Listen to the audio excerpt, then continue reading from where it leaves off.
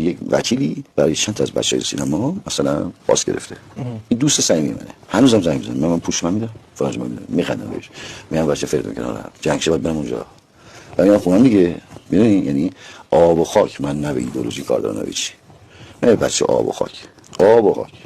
خیلی مادیگرا آب و خاک. اگه این مادیگرایی داشته باشید، چون بزرگترین ایدئولوژی‌ها که بر اساس حق میاد سراغتون، بخواید نخواید میاد سراغتون. حالا دیگه هر کی دوست داره بچسبه به شما، ما به کسی نمیچسبیم.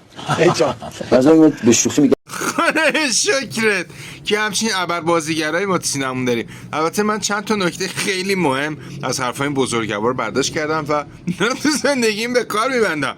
آب خاک، آب خاک، فریدون کنار، فریدون کنار، آب خاک. به خدا همینا رو فقط میشه فهمید. یعنی 10 میلیون بارم بشینی از سر تا تش گوش کنی همینه. داری میگی آب و خاک، فریدون کنار، اینا رو میشه فهم. باقیش اصلا زیاد مهمم نیست بکنم من.